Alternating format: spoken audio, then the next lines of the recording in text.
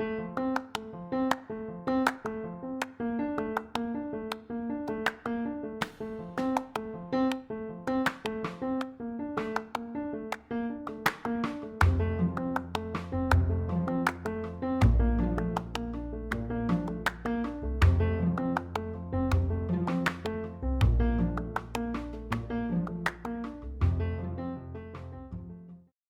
medio de una vegetación muy especial, con un clima muy agradable en esta ciudad de la eterna primavera, queremos agradecer el día de hoy al doctor Alejandro Salomonovich que nos abra este espacio para platicar sobre su trabajo aquí en la ciudad de Cuernavaca. Doctor, buenas tardes, ¿cómo está? Buenas tardes, bien, gracias. Qué gusto. Gracias por este espacio, por su esfuerzo. Pues mire, doctor, es un poco difícil ubicar, sobre todo porque hay muchas cosas que podemos platicar con usted. A mí me llama la atención y quizá por ahí podamos empezar su trayectoria. ¿Por qué no nos cuenta un poquito para después entrar en materia con algunos conceptos que creo que cobran una vigencia y una relevancia muy importante en este momento? Cuéntenos un poquito de su trayectoria.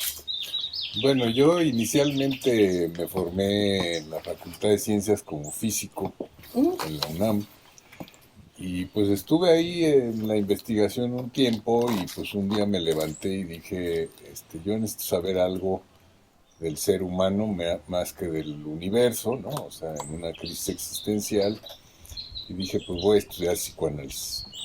Entonces empecé a averiguar, conocí a José Perrés, que en ese momento me dijo, oye, pues puedes entrar al círculo, ¿no?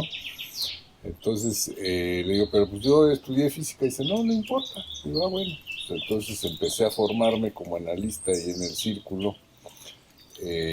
Después pues siempre traía yo un poco ese estigma porque pues normalmente venía a la Facultad de Ciencias, era una estrellita, era uno así como una especie de matemático ambulante, y cuando entra uno al formarse como analista pues ya resulta al revés, como que pues y eso qué, ¿no? Como que qué haces aquí.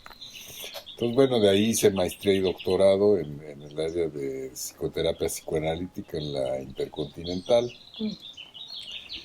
Y bueno, de ahí primero empecé a formarme sin saber si iba yo a ver pacientes, no, simplemente era una curiosidad sobre el ser humano.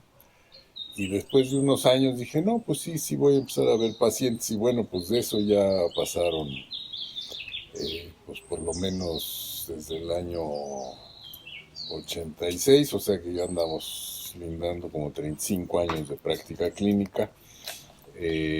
Básicamente me he dedicado a la práctica clínica, he dado pues, algunos seminarios, he escrito algunas cosas y me ha interesado muchísimo la vinculación con el tema social, ¿no? Es decir, qué del mundo nos enferma, ¿no? O sea, yo creo que el psicoanálisis, bueno, creo que muchos creemos que el psicoanálisis es algo que ayuda a palabrar cosas que salen por otro lado, ¿no?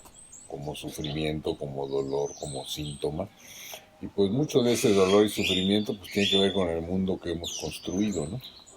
Pues más allá de cómo cada quien lo vive, o sea, cómo cada quien, por decirlo así un poco exagerado, cómo vive cada quien el infierno, de esa manera pues hace sus síntomas o habla o dice, ¿no? Entonces, pues digamos, básicamente esa es la trayectoria muy brevemente, ¿no? Sí, doctor. En el año 2006, si mal no recuerdo, usted sacó un libro, un trabajo sobre el duelo, la melancolía. Yo Sí. creo, bueno, quiero suponer que este libro avisoraba sin querer, a lo mejor sin saber bien en ese momento, algo que íbamos a vivir como país, que está ahora tan efervescente, que es el tema de los duelos irresueltos, el tema de los muertos sin sepultura. A mí me parece muy destacado ahora que leo el libro, comparo la fecha en la que salió y veo lo que ha ocurrido en México desde ese año hasta hoy, porque justo si es el 2006, es el año en el que se declara la guerra contra el narcotráfico, que ha traído a la fecha 60,000 desaparecidos en México. Así es. ¿Cómo repensaría usted el planteamiento de esas tesis, de esa Claro, tesis en claro. ese libro a la luz Sí. de estos acontecimientos ahora? Sí, incluso el libro yo le diría, su origen está en mi tesis doctoral, que pues fue incluso por ahí del año 99, o sea, es incluso en el siglo pasado, ¿no? Cuando se empezó a producir esto. Desde luego yo soy descendiente de gente que fue llevada a los campos de concentración en Auschwitz, entonces traigo pues ya toda una historia, ¿no? Y pues uno habla de la historia, de lo que le ha tocado ver.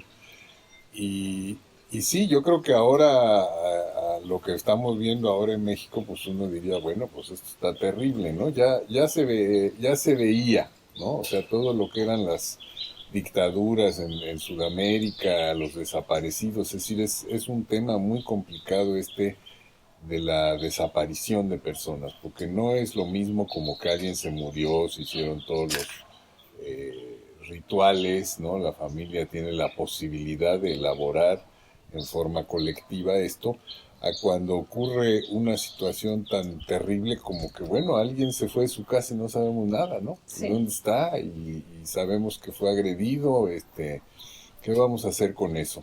Entonces es una situación realmente terrible que recorre el mundo, es decir, es México con la guerra al narco, pero pues qué es de todos estos migrantes sirios, ¿no? Por ejemplo, que se pierden en los mares, es decir, por la misma violencia. Yo creo que hay una violencia económica brutal que es criminal, ¿no? Que es criminal. Hay creo, en mi entender, hay una continuidad entre lo que fue el modelo de Auschwitz, los campos de exterminio, y lo que es la llamada solución final. Hay una continuidad con lo que ahora es el neoliberalismo, ¿no? Es decir, el neoliberalismo es una manera de seguir aplicando los paradigmas de alguna forma del nazismo, pero de una forma distinta, donde la gente cree que no están las cosas tan graves, ¿no? Entonces, en vez de campos de concentración, pues tenemos cinturones de miseria. No hay rejas, pero la gente vive en unas situaciones de hacinamiento y de pobreza y de hambruna terribles que nos pueden fácilmente recordar a toda esta situación de concentracionaria. Es decir, como que esta tendencia a escindir el nazismo y lo que ocurrió con lo que está ocurriendo ahorita, que es el capitalismo salvaje, pues yo creo que es engañarnos, es decir, es el mismo sistema, ¿no? O sea, hecho de otra manera, pero apunta a lo mismo, a la destrucción del sujeto. ¿Y cuál es el objetivo? Pues ganar dinero. Finalmente, detrás de todo esto está ganar dinero, ¿no? La misma guerra en Alemania empezó porque Alemania quedó en la cola económica del sistema capitalista y se desarrolla el nazismo, ¿no? Es decir, digamos, visto económicamente, desde luego que visto psíquicamente, pues el ser humano también tiene una tendencia a no soportar la diferencia, ¿no? Es decir, no soporta lo diferente. Entonces yo tengo que crear chivos expiatorios para que cohesionen mi grupo como igual, ¿no? O sea, nosotros somos los blancos, o nosotros somos los verdes, o lo que quieran, ¿no? Es decir, pues entonces yo tengo que crear un diferente a quien odiar para poder entonces vivir en paz con mi pequeño grupo. Y esto fundamentalmente, en mi opinión, es una incapacidad de soportar la angustia que implica encontrar al otro. Es decir, el tema en el centro tiene que ver con los procesos de subjetivación. El mundo no ha trabajado hacia la subjetivación, ¿no? O sea, en realidad lo que hace es formar mecanismos de cohesión grupal que se basan en los que son iguales y los que son diferentes, en vez de simplemente aprender a vivir con las diferencias, que eso es algo que, digamos, Estados Unidos es el paradigma, ¿no? O sea, hay un barrio blanco y de pronto se va a vivir un negro y ya todos los blancos empiezan a vivir, a irse a vivir a otro lado, venden las propiedades, la propiedad cae, vienen más negros, ¿no? Y estos son como cajoncitos, ¿no? Son los judíos, los blancos, los negros, o sea, empieza todo a repartirse en grupos en vez de buscar una manera de vivir pues, con las diferencias, ¿no? Aprender a vivir con las diferencias. Lo mismo es los sistemas de asilo, ¿no? De asilo de ancianos, es decir, todo es como meter en compartimentos a grupos que se supone que son iguales, ¿no? En vez de vivir un poco más como vivíamos en la Edad Media, donde, digo, por lo menos en ese sentido, no digo digo, hay muchas ventajas del progreso, pero ahí, por ejemplo, el loco, pues era parte de la comunidad, no se le metía a un manicomio, ¿no? O sea, Una como que cárcel, ¿no? Como la mencionas, ¿cierto? Un exactamente, poco. no había estos sistemas de concentración de De gentes y clasificar para segregar. exacto, Sí. exacto. Eh, Uno de los conceptos centrales o el concepto central de su libro, del silencio a la palabra, es la depresión. ¿Cómo ubicaría este efecto de la depresión en este momento, relacionándolo precisamente con este impacto de 60.000 desaparecidos? No, bueno, es tremendo, ¿no? Ya hablábamos desde entonces de que pues estaba calculado para el 2035 como la primera causa de muerte en el mundo, la depresión. Aumenta muchísimo porque sumamos a los desaparecidos la cantidad de jóvenes sin trabajo, con estudios, ¿no? Ahora antes decían los camiones materialistas en México, decían por no haber estudiado, ¿no? Iban ahí llevando cemento, ahora dice por haber estudiado. Uh-huh. O sea, ya es Sí. como diciendo, bueno, tenemos jóvenes con maestrías que no pueden conseguir un trabajo. Uh-huh. Entonces es terrible. Es decir, ¿qué quiere decir eso? Pues no hay futuro, ¿no? No hay futuro y entonces la gente que trata de buscar una posibilidad de futuro, pues cuántos terminan en el narco, cuántos los matan. Entonces todo esto va generando un continuo, digamos, de caída, ¿no? Es decir, las cosas van empeorando. La desaparición de gente es algo que yo lo considero un crimen de lesa humanidad, ¿no? Sí. Esto es lo terrible del asunto. No es solo el dolor de que mataron a tal persona, sino ese efecto, o sea, ¿qué efecto tiene eso en la familia, en los amigos, en los descendientes de los familiares? Es decir, es un muerto sin sepultura que no ha podido ser tramitado por la sociedad, ¿no? Es este crimen, y eso hace que se transmita de generación en generación. Es decir, estamos destruyendo la capacidad de humanizarnos a través de las generaciones con este crimen. O sea, son crímenes múltiples, masivos. Aunque maten a uno, están matando a muchos, porque están matando la semilla de la humanización, la semilla de la construcción del otro. Por eso es fundamental que la sociedad elabore. Dicen, sí, es que ya se elaboró, la verdad, se elaboraron pequeñas cosas incluso desde lo que fue la Segunda Guerra Mundial, pues sí hubo juicios en Nuremberg, hubo un montón de cosas que se hicieron, pero hay algo que no se ha hecho, es decir, no se ha hecho justicia colectiva, falta justicia, y mientras no haya justicia, todos estos muertos van a habitar los vientres de los que estamos vivos. O sea que realmente yo diría, hoy en día las juventudes son masas como de zombies, Uh-huh. donde están vivos muertos porque llevan muertos habitando su vientre y los transportan en espera de hacer justicia. Es decir, es algo que no se ha podido apalabrar y que vive como melancolía en las sociedades. Esta es la parte que es muy interesante en su planteamiento, ¿no? Porque estamos acostumbrados a pensar desde el psicoanálisis precisamente en la singularidad y en el dolor singular que implica este tipo de pérdidas a las que no se les puede dar sepultura y que no se pueden tramitar como pérdidas finalmente.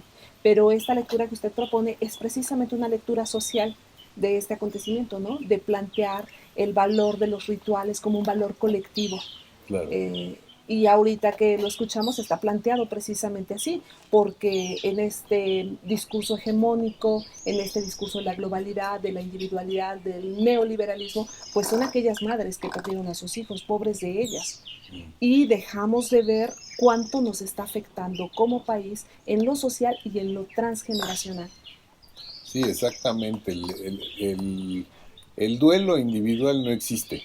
Eso es un mito de algunas facultades de psicología, ¿no? A ver, elabora el duelo, ¿no? Es lo que les enseñan a los estudiantes. Pero nunca dicen cómo, Ujú. porque es inelaborable. El duelo es inelaborable, punto, a menos que sea colectivo. Esta es la condición, es decir, un duelo es elaborable solamente en forma colectiva, es decir, un duelo tiene que movilizar el lenguaje, todo el discurso completo de una sociedad, de una comunidad. Si no se transforma, pues no hay duelo posible, y esa transformación pasa por la justicia en el caso de un crimen. Ujú. Es decir, yo tengo que transformar el discurso del país, tenemos que lograr que México hable de otra manera para que esos muertos descansen en paz, en el sentido de que deje de generarse este efecto de crimen masivo hacia el futuro, porque es algo que sigue afectando a todos, ¿no? No va a parar, es decir, si no logramos nosotros un discurso distinto, si toda la tendencia es, ya dejen eso en el pasado, pásenla bien, disfruten la vida, por ahí no vamos a llegar a ningún lado. Mientras como sociedad no nos hagamos cargo de ese dolor, de esa historia, de esos crímenes y podamos lograr la justicia posible, la que sea, pero que se refleje en el discurso. Ujú. No es nada más la justicia de, vamos a ver si agarramos un culpable o no y lo vamos a meter a la cárcel. No va por ahí. La justicia va mucho más allá. La justicia pasa por la posibilidad de que la lengua que se habla en México sea distinta y que dé cuenta de esto. Que la gente dé cuenta de esto como algo que es parte de nuestra historia y que asumimos y que transformamos. Si no hay una transformación de la sociedad, no pasa nada. Que de cuenta quiere decir que esto inenarrable alcance precisamente la palabra, ¿no? Se comience a hablar, comience a haber pronunciamientos respecto de eso, pero así asumido como un problema no colectivo, como un problema social. Totalmente, totalmente. Y la única manera, por ahí dicen, la única manera de hablar de lo insoportable es a través del arte, Ujú. ¿no? Entonces yo diría, es a través del arte, de la poética, y yo agregaría, y de la acción política. Sí, eso es muy importante, ese concepto también de la acción política, precisamente donde entra el psicoanálisis. ¿Ubica ahí en la acción política No, el la acción política, psicoanálisis? bueno, sí la ubico, pero sobre todo la acción política es el movimiento social de la gente que sale a la calle y dice, Ujú. ¿no? Que se va a marchar y queremos justicia, es decir, eh, yo considero que la acción política tiene una dimensión artística, Ujú. tiene una dimensión estética que digo, si uno se va a una marcha donde están sintiendo uno el grito de todos diciendo, este, vivos los llevaron, vivos los queremos, ¿no? Pues uno entra en llanto porque es tan fuerte la dimensión de palabra y de la dimensión de lo colectivo, es una sensación tan fuerte que a uno lo toca, lo Ujú. conmueve. Ujú. Y mientras no generemos un discurso que nos conmueva como sociedad, no vamos a llegar a ninguna parte. Es decir, yo creo que el tema del psicoanálisis como transformador Como tiene que, subversión, digamos, tiene que ser como una subversivo. subversivo Ujú.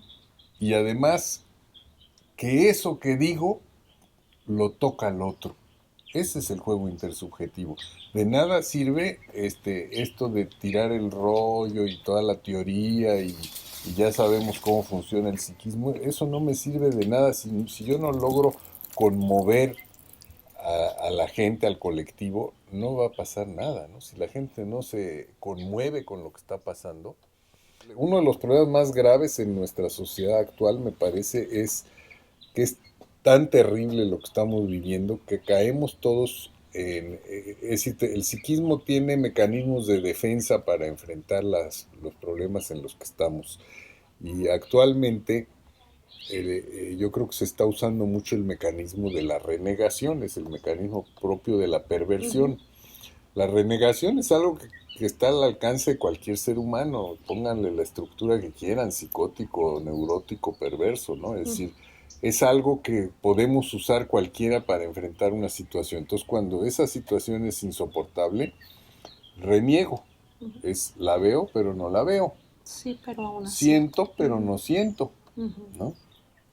Entonces, creo que estamos inmersos en algo que alguna vez llamé yo la sociedad perversizada. Es decir, la sociedad Mm. está eh, perversizada porque es insoportable la realidad. Sí, como en un aplanamiento indiferente, ¿no? Sí, sí, Y sí. creer que le está pasando, que le está Sí, pasando al hay otro. muertos, hay mutilados, hay colgados y bueno, pues uno más, ¿no? O Sí. sea, no hay, así como nos vamos a conmover frente a tal nivel de violencia, ¿no? A menos que todos como colectivo podamos enfrentar ese horror, apalabrarlo y poder sentirlo. Sí, y que la perversión es una cara, la locura es la otra, ¿no? Porque planteabas esta como sucesión generacional que va de la depresión a la locura en las nuevas generaciones. Sí, es por eso yo creo que elegí yo un poco el tema de la depresión porque me parece que es un elemento articulador entre lo psicoanalítico íntimo, individual y lo colectivo, Ujú. porque es un lugar que articula para los dos lados, ¿no? Para Es hablar decir, de la depresión y la tristeza, digamos, y la melancolía, ¿no? sí, sí, Así sí, como en es eso. algo individual, pero es Ujú. algo colectivo, ¿no? ¿Y cómo ve, doctor, al psicoanálisis, a los psicoanalistas frente a estos retos sociales? Pues muy complicado, ¿no? Primero porque creo que nuestra capacidad de reproducción pues está un poco baja, ¿no? ¿Qué sería la capacidad de reproducción? Pues sería la posibilidad de formar analistas, ¿no? De que gente se interese en ser analista. Y para ser analista, pues tiene uno que analizarse. Mm. Pero entonces ahora ya hay mucha confusión si ser analista es analizarse o es ir a una universidad a tomar una maestría o es ser experto en Lacan. ¿Qué es ser analista, no? Yo creo que se ha pervertido el sentido del ser analista. ¿Qué es ser analista, doctor? Pues un analista es alguien, primero, alguien que sufre de entrada, ¿no? Que reconoce que sufre. Reconoce que sufre y a partir de ese sufrimiento quiere generar nuevas respuestas. Esas respuestas implican, voy a analizarme, ¿no? Ni siquiera está planteado que yo me voy a analizar porque quiero ser analista, por lo menos en mi historia no fue así. O sea, yo me fui a analizar porque sufría. Ya Ujú. después de mucho tiempo de análisis, un día dije, ah, bueno, pues a lo mejor Creo que yo de puedo. esto que aprendí, a lo mejor puedo compartirlo con alguien, ¿no? Ya me resulta interesante, pero no es algo con lo que uno entra, es decir, uno va porque trae su propio sufrimiento y un trabajo analítico implica de alguna manera la instalación de un discurso nuevo. Es decir, ahí donde hay un discurso nuevo yo puedo vivir de otra manera mi historia y mi presente y mi realidad, ¿no? Y puedo proponer otra cosa. De la misma manera que si una social la habita un discurso distinto, pues puede llegar a un lugar distinto y no al que siempre llegamos al mismo lugar como estamos, ¿no? Ubicaría que en este momento, abusando un poco del término, esta forma de transmitir, entre comillas, el psicoanálisis estaría perversizada. Yo creo que sí, es decir, el problema es que se ha confundido mucho el formarse como analista con las instituciones que forman. Y las instituciones psicoanalíticas siempre han tenido un valor de formar, pero también tienen una dimensión de refugio para locos, ¿no? O sea, Contenedoras de locura. es exactamente, es como un psiquiátrico de lujo, ¿no? O sea, en vez de soy el loco internado, ah, no, soy el psicoanalista en la institución, ¿no? Entonces, en ese sentido, se va perversizando, ¿no? Se va perversizando porque se pierde el centro de la formación del analista, que es el diván. O sea, tú te vas primero a analizar, luego a ver si vas a ser analista, no sé, pero analízate, ¿no? Sí. Analízate. Y eso te va a llevar un tiempo. Eso te va a llevar un tiempo. Y si logras atravesar, porque el análisis no es, no son horas diván, ¿no? No son horas nalga. Es decir, el analizarte implica llegar a ciertos abismos en tu vida y tú tienes todo el derecho de decir, no sigo, ahí nos vemos, para mí hasta aquí, no soporto más. O puedes decir, sí, voy a atravesar esto, ¿no? Y entonces, si logro transformar algo en mí, entonces sí puedo yo decir, ah, pues esto que yo logre transformar en mí puede ayudarme a que otras personas ¿no? Acompañar a otras personas a que encuentren eso, porque no va a ser mi análisis igual que el de otras personas. Simplemente como yo pasé por ahí, pues puedo ser un guía para acompañar a alguien que atraviese por ahí, ¿no? Ujú. Y habrá unos que buscan a un analista y otros a otro, porque pues también los inconscientes nos guían, ¿no? Cada quien sabe más o menos dónde va a encontrar un buen acompañante, porque el análisis es un viaje. Entonces el analista es una especie de... Un largo viaje. Es un largo viaje y el analista pues es un guía. Es un guía que acompaña, ¿no? Que tiene que saber un poquito dónde pisar y dónde no. A veces es muy peligroso pisar en un lugar, ¿no? Yo lo asocio mucho el trabajo del analista con la película Stalker de, ¿cómo se llama este director? De Tarkovsky.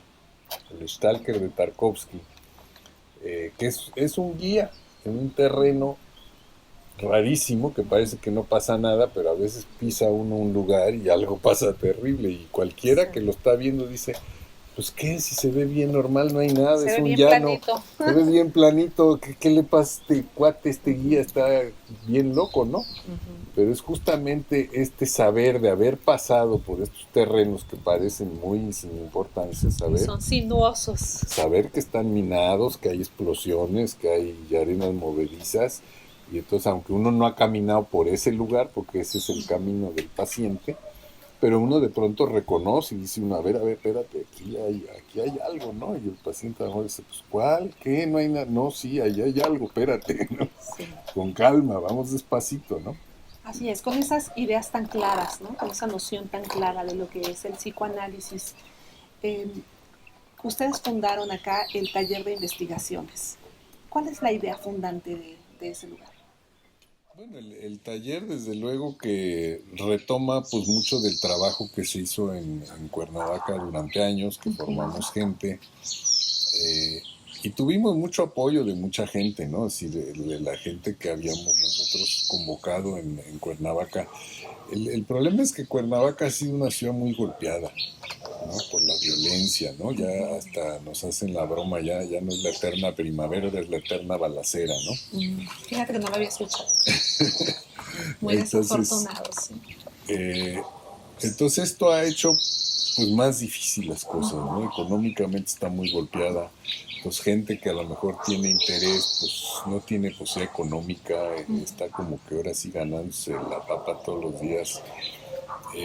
Luego ha habido esta especie de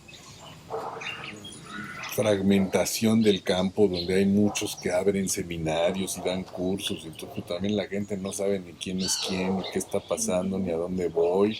Otros que ofrecen títulos, entonces, ay, quiero el título, y bueno, toda esta discusión eterna entre quieres ser analista o quieres un título, son como cosas, está bien, quiero un título, voy y lo saco, pero no quieras dos en uno. O sea, una cosa es ser analista y otra cosa es tener títulos, son dos caminos diferentes, hay que asumir, porque cuando tratan de hacer dos en uno, pues ni son científicos con doctores científicos, ni son analistas, son un síntoma, ¿no? Lo que se produce es un síntoma. Síntoma. Una Entonces, formación de compromiso. es una formación de compromiso. Entonces, nosotros siempre hemos estado en contra de la formación de compromiso. Siempre hemos querido que sea una formación de analistas, pero está como que muy flaca la caballada, como dicen, ¿no? Entonces, lo que estamos haciendo mucho ahora en Cuernavaca es cómo tocamos la sociedad a través de una práctica frontera, psicoanálisis y, ¿no? Es decir, cómo mi práctica puede tocar otro lugar. Entonces, por ejemplo, ahorita estamos trabajando en una escuela, ¿no? Para tratar de llevar los conceptos psicoanalíticos al área de la educación. O sea, ya Freud planteó, ¿no?, las famosas tres profesiones imposibles: educar, psicoanalizar y gobernar. Entonces, bueno, pues estamos metiéndonos en el área de educar. ¿Por qué? Pues por muchas razones. O sea, yo me salí de consultorio porque digo, bueno, sí, el consultorio lo sigo haciendo, digo, no es que no voy, pero digo, tengo que hacer algo más que ir al consultorio. Tengo que salir a la calle, tengo que llevar algo de lo que sé hacer a los espacios educativos. En particular me interesó porque ahí está el futuro, ¿no? Está el futuro, en los niños está el futuro. ¿Qué futuro estamos construyendo con lo que estamos haciendo? Pues es terrible, ¿no? Hay situaciones muy complicadas en las escuelas y tenemos que estar ahí los psicoanalistas tratando de construir palabra con los maestros. Yo creo que tenemos que generar un encuentro psicoanalistas maestros para poder ofrecer algo distinto de lo que está pasando. Entonces ha sido bastante exitoso. Nos estamos trabajando con una escuela aquí en Cuernavaca y de hecho ahorita estamos dando un diplomado que se llama Aportaciones Psicoanalíticas a la Educación, con cerca de 20 maestros estamos trabajando. Y son encuentros realmente muy enriquecedores de aprendizaje en las dos direcciones. Entonces creo que el futuro del taller psicoanalítico está en estos lugares de encuentro con otras prácticas, ¿no? Y no quedar como aislado en, bueno, pues voy a hacer clínicos que analicen para que haya más clínicos, ¿no? En esta especie de cadenita hacia la nada. Pues para mí la cuestión de lo grupal no es una alternativa a lo individual, es otra cosa, es otra práctica. Y en los tiempos de crisis la necesidad de espacios colectivos, grupales, incluso grupos analíticos me parece imprescindible. Sí, fundamental en este momento y para el tipo de problemáticas que hay. Entonces entiendo un poco más la noción de taller, ¿no? Porque la noción de taller sí supone eso, es decir, meterse todo al campo, ¿no? Claro, ensuciarse las manos, sí, ¿no? Claro. Es el taller. Ajá. Sí. Y en algo que no se cierra a lo grupal, porque en este momento la reflexión grupal, a propósito pues de esto que nos está impactando, creo que uno de los efectos de la política neoliberal es precisamente esta fragmentación que se vive, ¿no? La fragmentación de los cuerpos docentes, la fragmentación en las instituciones, esto que se convierte en negocio, ¿no? Sí. Donde la gente no se forma, sino consume psicoanálisis como una mercancía, ¿no? Y los maestros están desdibujados de su lugar y bueno, hay que cambiar el sentido, creo, y no sacrificar niños, sino precisamente recuperar la infancia de México, ¿no? Creo que perdimos el bono de la juventud en todos estos años, así lo enuncian algunos especialistas, ¿no? Como que ese bono de juventud que teníamos lo tiramos a la basura y ahora necesitamos estar con los niños a tiempo, ¿no? Sí, es fundamental con los niños. Y volviendo a eso, pues si se pudiera hacer algo con los que gobiernan, pues digo, ahí estamos los psicoanalistas donde nos inviten, ¿no? Pero gobernar a no ser un partido de fútbol. Sí, exacto. No creo que quieran hacer otra cosa. No, pues exactamente. Entonces, ojalá nos invitaran a los psicoanalistas también a las áreas de gobierno para generar estas reflexiones, porque el trabajo lo hace la gente, no lo hacen los gobernantes, el trabajo lo hacen los niños más que los maestros, es decir, somos gente que acompaña, ¿no? Pero creo que es todo un reto, ¿no? Precisamente quitar esa mediación y entrar directo a los campos, ¿no? Sí. Creo que es un poco la propuesta de este programa. Me parece que es una pieza importante para divulgar el trabajo de los psicoanalistas, que es un trabajo especializado, valiosísimo por toda la experiencia que conlleva, por todo el saber que implica. Entonces, pues esa es la intención. Le agradecemos mucho, doctor. Pues al contrario, te agradezco mucho porque es una labor muy importante y bueno, entre todos a lo mejor logramos algo y es lo importante. Sí, por lo pronto creo que es bueno ponerlo a la vista de todos, lo que estamos haciendo. Me parece excelente, pues muchas gracias. Gracias, doctor, un placer. Muchas gracias.